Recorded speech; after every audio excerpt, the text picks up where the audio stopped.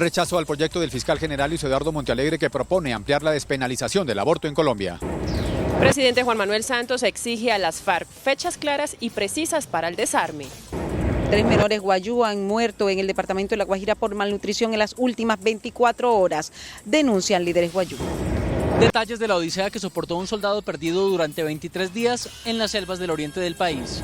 El general Jorge Nieto, director de la policía, le pidió a sus hombres permanecer en alerta máxima y tomar medidas ante un posible plan pistola desatado por el clan Usuga como retaliación. El fiscal general Eduardo Montealegre revela directivas de investigación durante su último día de gestión. Ahorro de energía sube 5,8%, pero el nivel de los embalses desciende al 25,4%. CMI revela la imagen del nuevo billete de 100.000 pesos que tendrá la imagen del expresidente Carlos Lleras Restrepo y comenzará a circular esta semana. Eckerman anuncia cambios frente a Ecuador. Vuelve Zapata a la defensa. También cambios en el ataque. Vaca es fijo. Lo acompañaría Ibarbo o Marros. Así jugará mañana Ecuador. Tiene 2 grandes bajas en el ataque. Ella es colombiana, se ha labrado una exitosa carrera como actriz en Europa y está más hermosa que nunca. Al final de la emisión los espero con Juanita Acosta, quien nos habla de su nueva película, Ana. Buenas noches, estos son nuestros secretos de hoy. ¿Cómo comenzó la pelea entre Caracol Radio y Caracol Televisión? 2. La compra del HJCK, Florero de Llorente. 3. Hoy se reunieron los presidentes de Caracol Radio y Caracol Televisión. Les cuento el resultado. 1, 2 y 3 al cierre.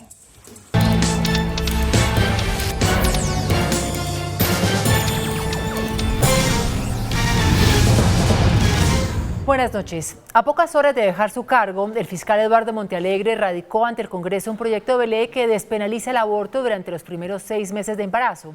La iniciativa recibió el rechazo del gobierno nacional y de algunos partidos políticos. El fiscal general en su último día en el cargo radicó este proyecto de ley en el Congreso de la República que busca ampliar la despenalización del aborto hasta el punto de permitir la interrupción voluntaria del embarazo tan solo con el consentimiento de la madre. Del derecho a la autodeterminación reproductiva, motivos de salubridad pública, protección a la mujer y ampliación de la protección del derecho a la autonomía que tiene la mujer. El gobierno nacional rechaza de manera tajante esta iniciativa. El alto consejero para los derechos humanos señaló que la ley que ya existe hoy día para este tema es más que suficiente. Es suficiente con el criterio de la Corte Constitucional emanado a través de su jurisprudencia que despenaliza el aborto en 3 circunstancias específicas. Partidos políticos como Centro Democrático y Conservador no están de acuerdo con este proyecto de ley, mientras que el Partido Liberal dice que se debe abrir el debate. Me parece un acto de cobardía presentar en el último momento un proyecto de ley que él mismo no va a poder defender porque ya va a estar fuera de la Fiscalía. Es un acto medio cobarde. ¿Cómo se le ocurre despedirse con semejante esperpento contra la vida? Y entonces 6 meses un día, 5 meses un día. Totalmente descabellada la idea del fiscal. Esta es una materia interesante, hay que estudiarla con todo detenimiento. Precisamente será el Congreso de la República el que decide si le da vía libre o no para discutir esta iniciativa. De otra parte, el presidente Juan Manuel Santos exigió a las FARC una fecha fija, precisa y clara para terminar el proceso de desarme de la guerrilla, al tiempo que reveló los motivos por los cuales no se firmó el fin del conflicto el pasado 23 de marzo. Hoy el presidente Juan Manuel Santos explicó en qué temas existen aún diferencias. El gobierno exige que las FARC tienen que haber dejado las armas y haber dado el paso hacia la legalidad para poder hacer política y circular por el territorio nacional. El gobierno exige una fecha fija, precisa y clara para que termine el proceso de desarme. Por ningún motivo esa fecha puede quedar abierta. El gobierno no puede permitir que ningún colombiano en cualquier zona que se acuerde para la dejación de armas quede desprotegido, como ocurrió en el Caguán. El mandatario insistió que por cumplir fechas no iba a firmar un acuerdo con las FARC que no fuera bueno para los colombianos. Desde la Alta Guajira, los líderes indígenas denunciaron la muerte de 3 menores de edad en menos de 24 horas por causas relacionadas con la desnutrición.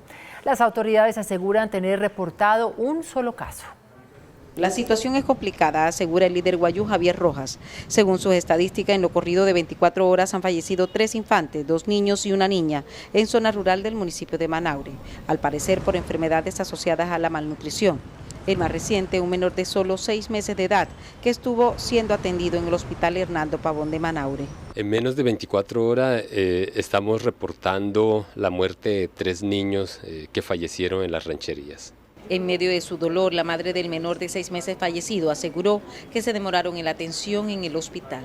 El niño estaba vomitando, lo llevé para el médico, allá demoraron, no me atendieron bien y le colocaron suero y más nada. Las autoridades de salud en el departamento de La Guajira esperan el reporte del hospital de Manaure para identificar las causas de la muerte del menor. Por su parte, la Secretaría de Salud Municipal aseguró que recibió información no oficial del fallecimiento de los menores, logrando identificar solo la muerte del menor de 6 meses. Pero hasta el momento hemos podido confirmar el fallecimiento de un niño de 6 meses. Por su parte, el ICBF solicita sea informada de los casos de los niños con problemas nutricionales para ser atendidos y no esperar desenlaces fatales para reportar. En el hospital de Manaure no pudimos conseguir reporte. Esta noche en un centro médico de la Macarena Meta se recupera un soldado que sobrevivió a una odisea de 23 días perdido en las selvas del oriente del país. El militar, quien se había separado accidentalmente de sus compañeros, fue ubicado después de una intensa búsqueda por tierra y aire. Oiga, llame a los enfermeros de combate. Jeffer Orlando Sánchez vivió 23 días con sus oscuras noches en medio de las selvas del departamento del Meta, sin tener comunicación con ningún otro ser humano y sin tener la certeza de si en algún momento lo iban a rescatar. En las últimas horas llegó el final feliz para este soldado y para los 500 militares que se involucraron en su búsqueda. Mañana a primera hora el ejército entregará un reporte médico, aunque aparentemente el soldado se encuentra bien de salud y de ánimo. El soldado Sánchez se había perdido el 5 de marzo durante un patrullaje entre Vista Hermosa y Puerto Rico Meta, donde accidentalmente se separó del grupo. El director de la Policía, general Jorge Nieto, le pidió a sus hombres y mujeres estar en alerta máxima ante un posible plan pistola del clan de los Úsuga. En alerta máxima se declaró la policía a través de su director, el general Jorge Nieto, quien explicó que se investiga el ofrecimiento de hasta 2 millones de pesos por cada policía muerto dentro de un plan pistola del clan Úsuga, tras haber abatido en el departamento del Chocó a John Jairo Durango, alias Guagua, mano derecha de alias Otoniel. Si bien el oficial no confirmó que el crimen de 3 policías este fin de semana en Cartagena está relacionado con esta retaliación de la organización delincuencial, reveló que inteligencia de la policía tiene en su poder información de los intereses o planes del clan de los Úsuga para afectar a la policía. Por todas las informaciones que tiene, nos infiere que efectivamente se trata de alguna intención de este grupo de crimen organizado del clan Úsuga de afectar a unidades de policía por retaliación a todo el trabajo que venimos haciendo en contra de ellos. En hechos aislados en Contadero, departamento de Nariño, desconocidos también asesinaron a 2 policías cuando se encontraban en un establecimiento comercial. Las autoridades atribuyeron este hecho a la guerrilla del ELN. El fiscal general Eduardo Montealegre, en su último día en el ejercicio de sus funciones, expidió 8 directivas para que los investigadores tengan en cuenta al momento de adelantar procesos penales.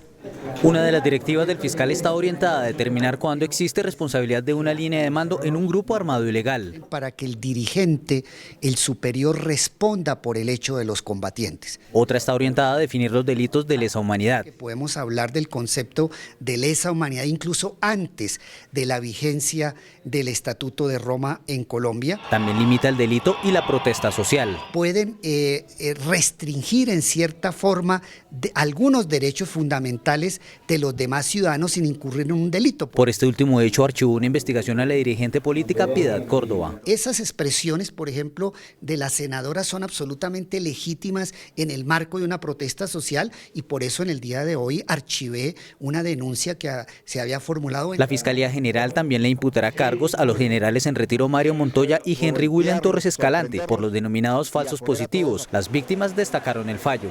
Que reconozcan todos los crímenes cometidos. La Fiscalía acusará al general en retiro Mario Montoya el próximo 31 de mayo.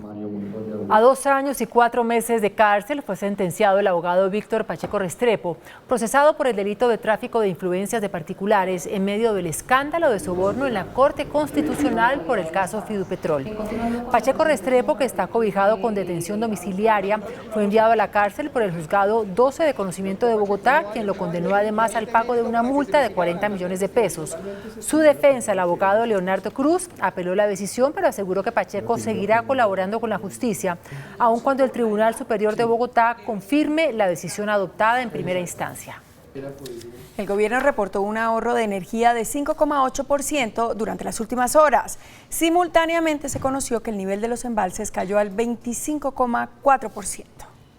Un reporte positivo hizo el Gobierno Nacional en materia de ahorro de energía, el cual registró un ascenso del 5,8% para el pasado domingo. Sin embargo, los gremios del sector energético sostienen que debe mantenerse un 5% permanente a una semana que será definitiva para evitar un racionamiento. Un 5% permanente porque ese es, el diagnóstico después de correr los modelos que tiene el CNO, el Centro Nacional de Operaciones, para lograr evitar un racionamiento programado. Por otro lado, el nivel de los embalses continúa cayendo, ubicándose en 25,4%. La dirigente señala que las lluvias han sido menores a las presupuestadas. Lo que estamos esperando es que con el agua que tenemos de ese 25% alcancemos a pasar el fenómeno del Niño.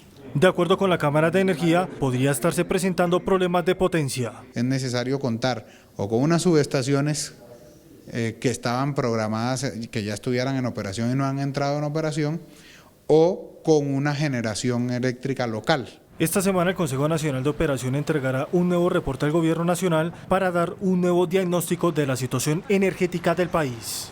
El procurador Alejandro Ordóñez abrió una investigación formal contra los integrantes de la Junta Directiva de la Comisión Reguladora de Energía y Gas por presunta responsabilidad en la actual crisis energética.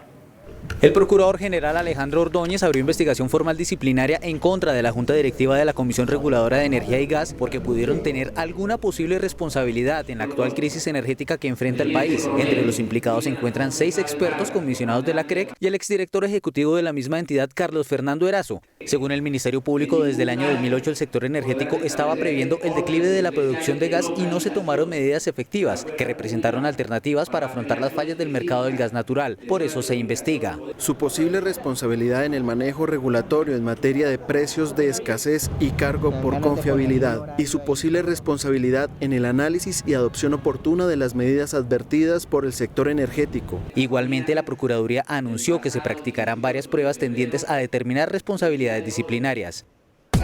10 incendios forestales de gran magnitud se mantienen activos en el país. Las autoridades denunciaron que en Unguía, Chocó, mientras los organismos de emergencia redoblaron esfuerzos para extinguir las llamas, los habitantes continuaban prendiendo fuego para preparar los terrenos para cultivar.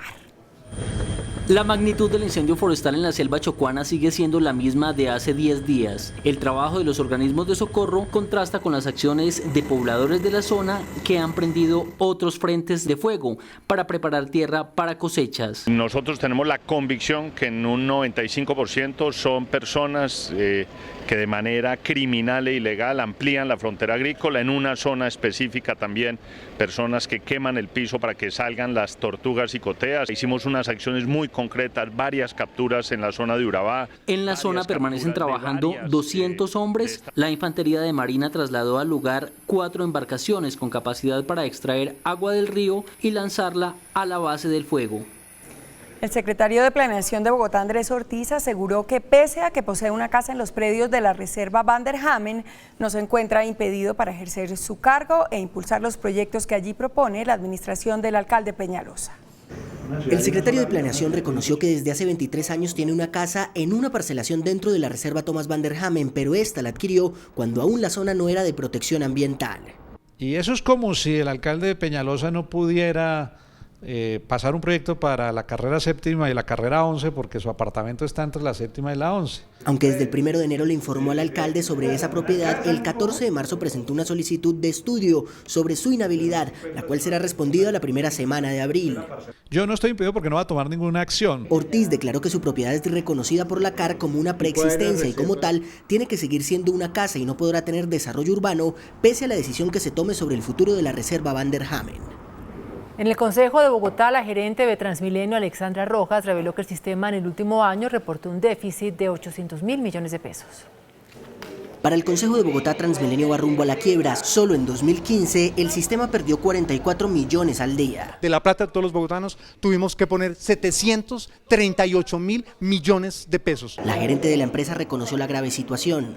En el empalme una información que nos dieron sobre una estimación de un déficit anual para el Fondo de Estabilización Tarifaria de 800.000 millones de pesos de aquí en adelante. A esto se suma un retraso de 4 años en la licitación para renovar los buses de la fase 1. A 432 les queda 1 año y 1 mes de vida. Una prórroga de los contratos a los operadores actuales y esa es una de las posibilidades que estamos evaluando. Hacer una nueva licitación tomaría por lo menos 1 año y medio. El Banco de la República reveló la imagen del nuevo billete de 100.000 pesos. El nuevo signo monetario trae impresa la imagen del expresidente Carlos Lleras Restrepo. El billete de 100.000 pesos, que desde el próximo jueves pasará a ser el de mayor denominación en la historia del país, tendrá por un lado la imagen de la palma de cera, el árbol nacional, y por el otro rendirá homenaje al expresidente Carlos Lleras Restrepo. El lanzamiento oficial será el próximo jueves y se estima que el emisor pondrá en circulación alrededor de 50 millones de billetes. Además de este billete, el Banco Central pondrá en circulación este año de manera gradual una nueva familia compuesta por las denominaciones de 50, 20, 10, 5 y 2.000 pesos, con el propósito de fortalecer la seguridad y evitar falsificaciones. Ecopetrol inició un proceso de arbitramiento en contra de la firma CBI por los sobrecostos en la modernización de la refinería de Cartagena. Como consecuencia de los sobrecostos generados en la refinería de Cartagena por parte de la contratista CBI, Ecopetrol acudirá a un tribunal de arbitramiento en la que se buscará el retorno de recursos por $2.000 millones. Las pretensiones de la petrolera se dan como consecuencia de un análisis al interior de la compañía que considera que la firma internacional a cargo del contrato de Reficar incumplió y no respondió satisfactoriamente con el proyecto. La solicitud se da por parte de Ecopetrol ante la Cámara de Comercio Internacional, dirigida a iniciar un proceso arbitral luego del escándalo por los sobrecostos superiores a los $4.000 millones. Ecopetrol con el pleito judicial espera recuperar parte de los dineros que dieron lugar a presuntas irregularidades en el manejo del proyecto de la refinería de Cartagena, que entró en operación a finales del año pasado. El Consejo Superior del Transporte alertó sobre un aumento en la informalidad en el transporte de pasajeros intermunicipal y urbano.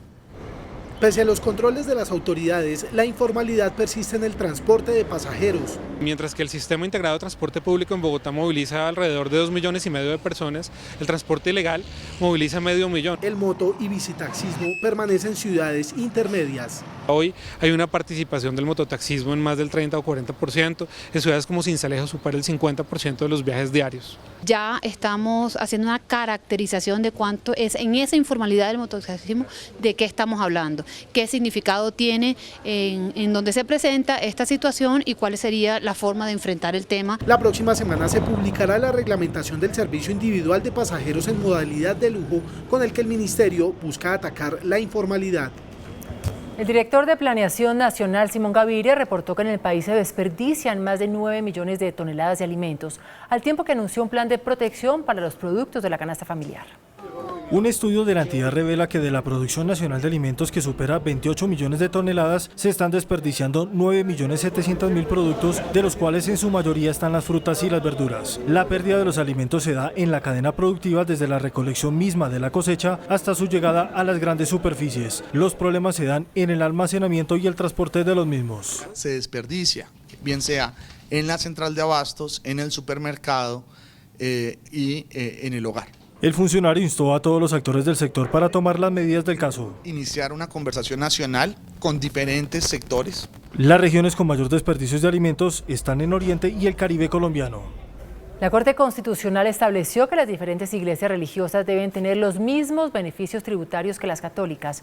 Así lo ordenó al fallar en favor de una iglesia cristiana en Bucaramanga que queda exenta de cancelar una sobretasa al medio ambiente.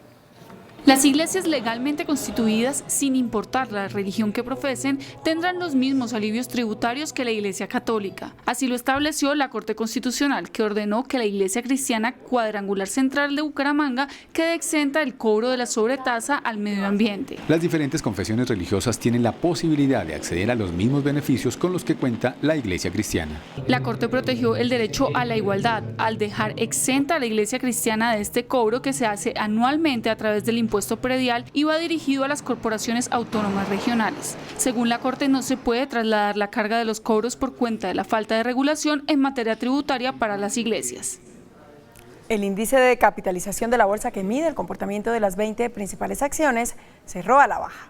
El índice de capitalización de la Bolsa de Valores de Colombia bajó 1,18% a 1.305 puntos. La acción que más subió fue la de Almacenes Éxito, con una valorización de 1,77% a 14.960 pesos. La acción que más cayó fue la de Pacific, con una pérdida de 4,11% a 1.635 pesos. También la acción de Almacenes Éxito fue la más transada de la jornada, al movilizar más de 13.000 millones de pesos. El precio del dólar también inicia la semana a la baja. Indicadores económicos del día en CMI. La tasa representativa del mercado que regirá para mañana martes será de 3.047 pesos con 85 centavos. Los profesionales del cambio compran la divisa en 3.000 pesos y la venden en 3.040 pesos. Un euro cuesta 3.425 pesos con 10 centavos. La libra de café en Nueva York se cotizó a $1 con 30 centavos. El azúcar se transó en 15,95 centavos de dólar la libra. El barril de petróleo WTI se cotizó en $39 con 30 centavos. Una acción de Ecopetrol cuesta 1.290 pesos. La caleña más internacional, Juanita Acosta, nos habla de sus nuevos proyectos cinematográficos y del papel que tal vez sea el más complejo de su carrera. Después de comerciales, desde el Hotel Click Clack, la cinta Ana.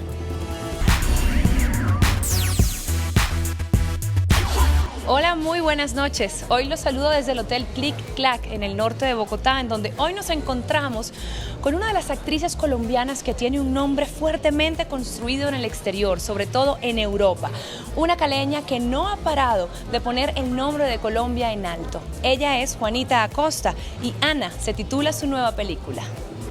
En Ana, Juanita Acosta encarna a una colombiana que vive en París y que se separa del padre de su hijo, un francés. Ok, je te touche pas, calme-toi. Ouais, j'ai compris. Ana padece el trastorno bipolar, entonces su ex marido quiere quitarle al hijo, quiere quitarle la custodia porque cree que Ana es dañina para su hijo.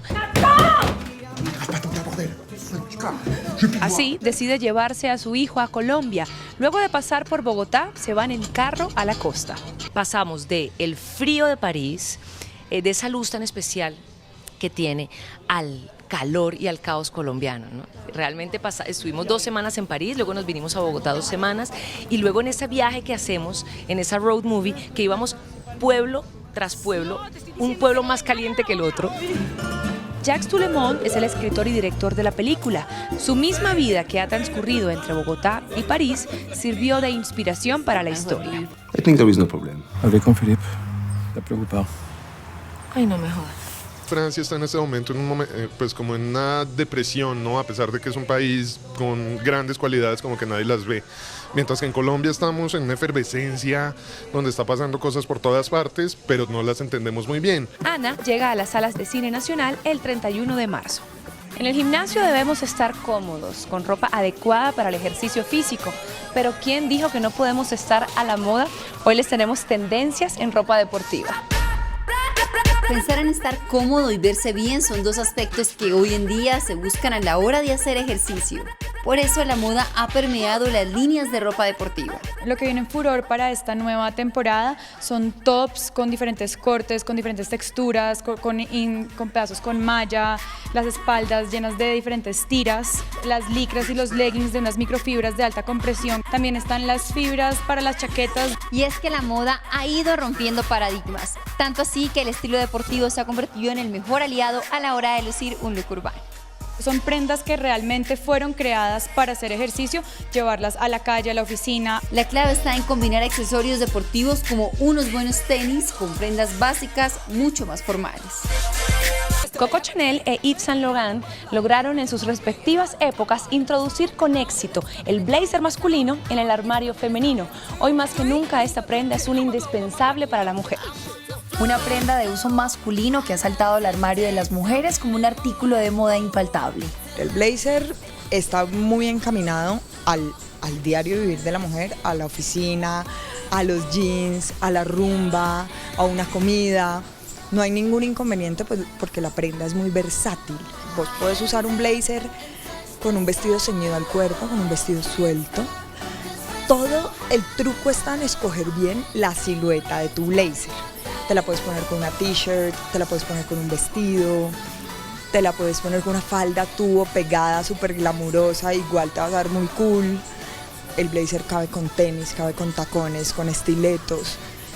Es un básico necesario. Estamos en el 2016 y el blazer masculino se sigue tomando el guardarropa femenino. Hay que atreverse. Hoy me despido desde el Hotel Click Clack en el norte de Bogotá, deseándoles que tengan una muy feliz noche. Nosotros nos vemos mañana. Chao. Después de la pausa, nuestros secretos de hoy. ¿Cómo comenzó la pelea entre Caracol Radio y Caracol Televisión? 2. La compra del HJCK, Florero de Llorentes. Hoy se reunieron los presidentes de Caracol Radio y Caracol Televisión. Les cuento el resultado. 1, 2 y 3 después de comerciales.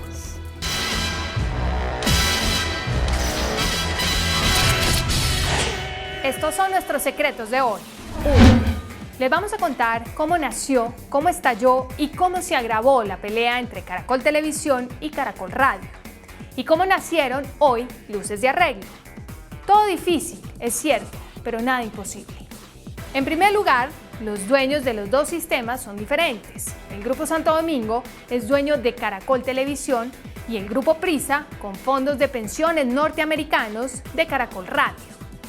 Hace unos 5 años, Caracol Televisión observó que necesita estaciones de radio como complemento a la red de televisión y trató de readquirir a Caracol Radio, que Julio Mario Santo Domingo vendió al Grupo Prisa de España. La gestión de compra de Caracol Radio fracasó porque los españoles de Prisa contraofertaron a Santo Domingo. Propusieron venderle al Grupo Santo Domingo todas sus estaciones de radio en 9 países de América Latina y no solamente Caracol Radio de Colombia. El Grupo Santo Domingo, que solo tenía interés en Caracol, declinó el ofrecimiento. El grupo decidió entonces comenzar a conformar una nueva cadena radial. Con esa idea, tomó en alquiler la frecuencia 96.9, en donde operaba Melodía Estéreo, propiedad del ex parlamentario Efraín Páez Espitia. Adquirió pues esa frecuencia en arriendo y nació Blue Radio, que a partir de entonces administra el Grupo Santo Domingo. Inés María continúa la historia. 2. El contrato de arrendamiento de la emisora se firmó hace 4 años por una duración de 10 años. El Grupo Santo Domingo siguió con su idea de crecer y compró 10 emisoras más por todo el país. Durante el proceso concluyó que requería para su propósito de crear una nueva cadena emisoras musicales. El grupo comenzó entonces a conversar con los propietarios de la antigua HJCK, que estaba arrendada a Caracol Radio, cadena que transmite en esa frecuencia los 40 principales. El Grupo Santo Domingo compró la Sociedad Castaño Valencia, que es la dueña de la frecuencia. La Sociedad Castaño Valencia la integran Pilar Castaño, Felipe López y Rafael Pardo. Cuando se cerró el negocio, Caracol Radio alegó que ellos tenían la primera opción de compra. Caracol Televisión refutó la tesis, afirmando que hizo la oferta porque Caracol Radio jamás ejerció la opción de compra que tenía. La crisis estalló cuando Caracol Radio alegó que no aceptaba la operación realizada porque se había desconocido su primera opción. Caracol Televisión respondió que Caracol Radio jamás ejerció esa opción y que en consecuencia la Sociedad Castaño Valencia tenía plena libertad jurídica para vender la frecuencia a quien quisiera. Y se la vendieron al Grupo Santo Domingo. Lo que viene ahora es para Ripley. Se los cuenta Adriana. 3. Caracol Radio desconoció la compra y se niega a entregar la frecuencia. Caracol Televisión respondió alegando que no violó ninguna disposición legal, ni mucho menos una norma contractual cuya aplicación no ejerció Caracol Radio. Vino entonces una sucesión de demandas. Caracol Televisión pidió un pronunciamiento de la Superintendencia de Industria y Comercio sobre libre competencia. También le pidió a la Agencia Nacional del Espectro Electromagnético que hiciera respetar la decisión de los nuevos dueños sobre el uso de la frecuencia. La tercera demanda se presentó ante el Ministerio de Comunicaciones para que el gobierno interviniera en el pleito y obligara a que se reconociera a los nuevos propietarios. Hoy la emisora pertenece a Caracol Televisión, pero la sigue explotando Caracol Radio. Y en este momento, Caracol Radio dice que no entregará la frecuencia hasta que se dirima el pleito de la opción que tenía. A través de sus abogados, Caracol Radio exigió que Caracol Televisión deshiciera el negocio. Ante la demanda de Caracol Radio, es decir, el Grupo Prisa contra Caracol Televisión, por no haber respetado el compromiso contractual sobre esa emisora, estalló la guerra. Caracol Televisión le exigió a Caracol Radio que le devolviera la emisora porque ya es de su propiedad. Caracol Radio dijo que no lo hará mientras los jueces no fallen. Caracol Radio exige la declaratoria de nulidad de la operación de compra de la HJCK. Ante esa actitud, el Grupo Santo Domingo reaccionó y lanzó su primer misil. Decidió no compartir con Caracol Radio los derechos de transmisión de los partidos de la Selección Colombia. Falta ahora el fuego antimisil de Caracol Radio. Ya anunció que está alineando el cañón que disparará, nada menos que la propiedad del nombre Caracol, que pertenece al Grupo Prisa. Pero hoy surgió una luz en este camino de tinieblas. Se reunieron por primera vez desde cuando estalló el pleito los presidentes de Caracol Televisión, Gonzalo Córdoba, y de Caracol Radio, Cristian Dier. El encuentro ocurrió en las oficinas de la presidencia de Caracol Televisión, lo cual supone que fue invitación de Gonzalo Córdoba, aceptada por Cristian Dier. ¿Qué conclusiones hubo? Caracol Radio se comprometió a presentar una propuesta de arreglo y Caracol Televisión ofreció que la estudiaría. El encuentro no fue fácil, ni nada está arreglado, por ahora. La cumbre fue con abogados, el ex fiscal Alfonso Gómez Méndez, apoderado de Caracol Radio, y el abogado Ramiro Bejarano de Caracol Televisión. El asunto fue tenso, pero ojalá sea prometedor. Hasta mañana. Que descanse.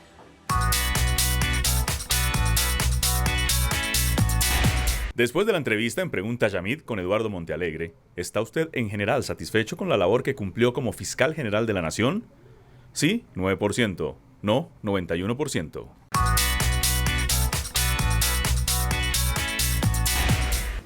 Hasta aquí las noticias. Gracias y buenas noches. Nos vemos mañana, como siempre, en CMI La Noticia.